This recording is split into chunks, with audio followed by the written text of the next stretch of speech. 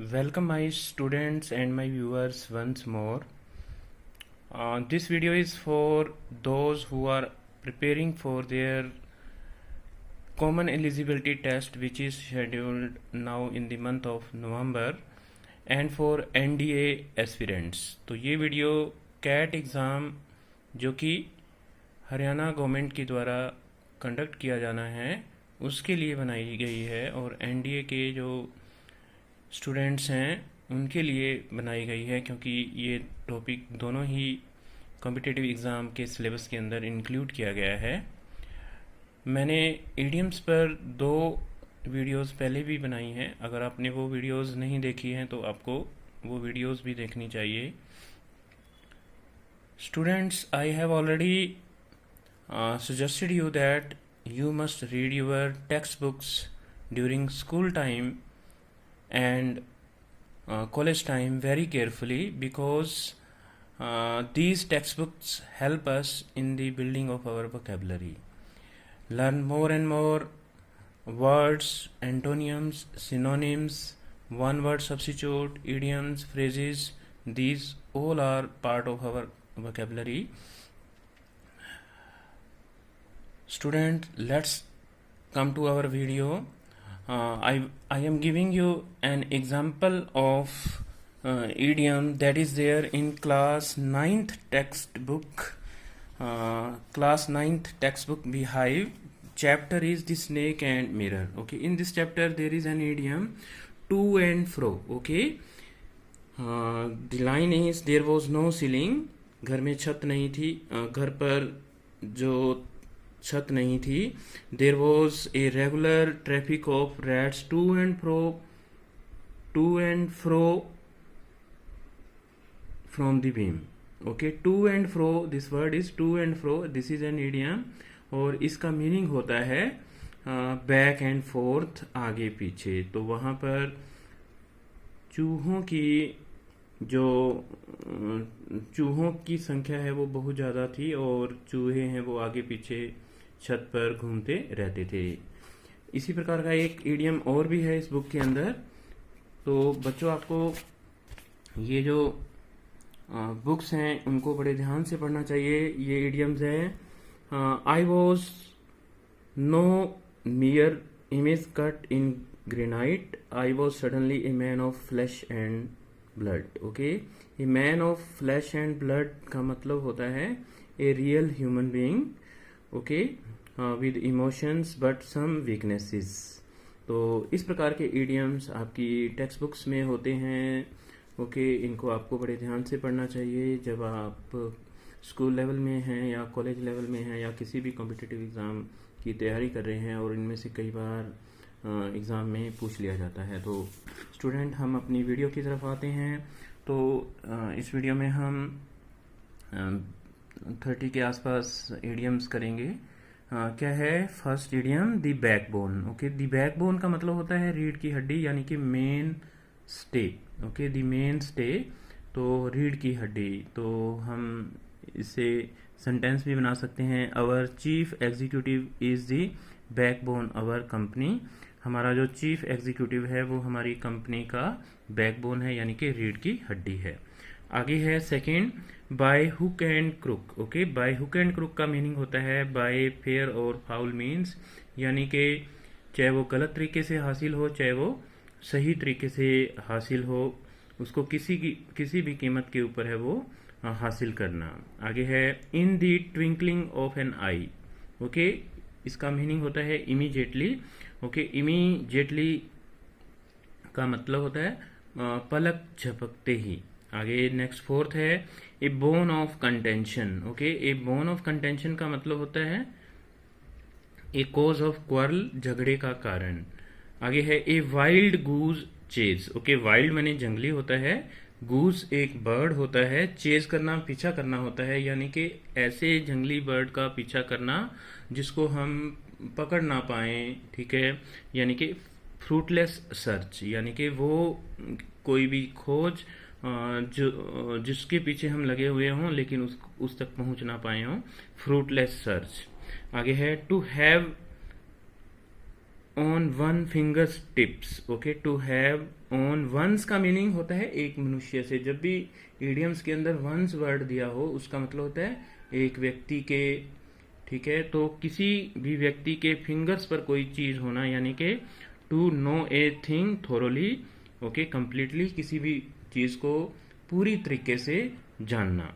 आगे है, हम कहते हैं ना कि ये चीजें तो मेरी उंगलियों पर रटी हुई है, तो ये वही है, to have on one's fingers tip. आगे है, to have one's foot in the grave. Okay, grave कबर को बोलते हैं, तो किसी का पैर कबर में होने का मतलब है टू बी नियर डेथ, मृत्यु के बिल्कुल पास होना। आगे नेक्स्ट 8th है, to pull one's leg. Okay, to pull one's leg, किसी की टांग को खींचना, यानी कि to impose upon. Okay, to impose upon. Next है 9th, out of frying pan into the fire. Okay, out of frying pan, pan हम एक प्रकार से कढ़ाई को बोल देते हैं जिसके अंदर हम दाल को या सब्जी को फ्राई करते हैं, तो कढ़ाई से निकल करके आग में गिरना, यानी कि from a bad position into a worse position, किसी बुरी से भी बदतर पोजीशन के अंदर चले जाना। आगे है next, a blow, to blow one's on trumpet. Okay, to blow one on trumpet, ये एक म्यूजिकल इंस्ट्रूमेंट होता है, ब्लो मैंने बजाना होता है, यानी कि अपनी डपली आप बजाना। ठीक है, to boast about oneself, यानी कि खुद के बारे में डींगे मारना। नेक्स्ट होता है टू होल्ड वन टंग्स। ठीक है, अपनी जबान को एक प्रकार से होल्ड करके रखना। ठीक है, कुछ बोलना ना, या टू बी साइलेंट। ओके, चुप रहना। To back up. Okay, to backup का मतलब होता है किसी को असिस्ट करना, किसी की हेल्प करना। नेक्स्ट है टू बैक आउट। ओके, तो इसका मतलब होता है किसी से नाता तोड़ लेना। टू ब्रेक एन एंगेजमेंट, किसी से एंगेजमेंट तोड़ लेना या किसी से नाता तोड़ लेना। नेक्स्ट है बिहाइंड वंस बैक, किसी की पीठ के पीछे होना। ओके, इसका जो मीनिंग रहेगा, when one is not present। behind one's back का मतलब होता है किसी की पीठ के पीछे से कोई बात कहना, when one is not present। Next है a thorn in one's side. Okay, thorn कांटा होता है, यानी कि एक न्यूएंस। ओके, एक सिरदर्द। ठीक है, नेक्स्ट है no rose without a thorn. Okay, यानी कि कांटों के बिना फूल है वो नहीं मिलते। No favourable condition without problem, तो प्रॉब्लम्स तो हमारे सामने होंगी ही होंगी। नेक्स्ट है in back and in black and white. In black and white का मीनिंग होता है कोई भी चीज लिखी हुई हो। ठीक है, रिटर्न के अंदर कोई भी चीज लिख के देना, तो इन ब्लैक एंड व्हाइट, यानी कि ब्लैक पेन होता है और व्हाइट पेपर होता है, और किसी चीज को लिखित में देना होता है। इसका ब्लैक शीप, ब्लैक शीप का मतलब होता है एक बुरा व्यक्ति, एन इविल मैनर्ड पर्सन, जिसके ऊपर विश्वास ना किया जा सके, disrespectful member of the society. आगे है once in a blue moon, means seldom या रेयरली, यानी कि बहुत कभी कभार, यानी कि ईद का चांद होना जिसको बोल देते हैं, इसका मीनिंग होता है ईद का चांद। नेक्स्ट आते हैं to go to the dogs. Okay, to go to the dogs का मतलब होता है बर्बाद हो जाना। To go to ruin, he is totally indifferent and will not care even if the things go to the dogs। वो इतना ज़्यादा इस चीज़ के प्रति है वो लापरवाह है कि वो इस बात की भी परवाह नहीं करेगा कि वो बर्बाद हो जाए। नेक्स्ट है एज फेथफुल एज डॉग, यानी कि डॉग कुत्ते की तरह से वफादार, सिंसियर। नेक्स्ट है to kill two birds with a stone, यानी कि एक पत्थर से दो तीर मारना, एक पत्थर से दो पक्षी मार लेना। To kill two birds with one stone, to achieve two purpose with one effort, एक ही प्रयास के अंदर दो चीजें हासिल कर लेना। Birds of a feather flock together.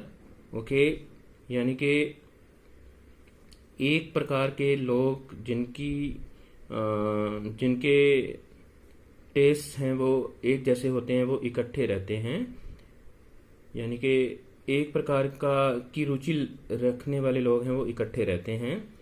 Next है ए बर्ड ऑफ इल ओमन। ओके, इसका मीनिंग होता है person who habitually bring bad news, वो व्यक्ति जो हमेशा ही बुरी खबरें लाता है उसको बोलते हैं ए बर्ड ऑफ इल ओमन। ओमन को अशुभ को मानते हैं, अशुभ को ओमन बोलते हैं।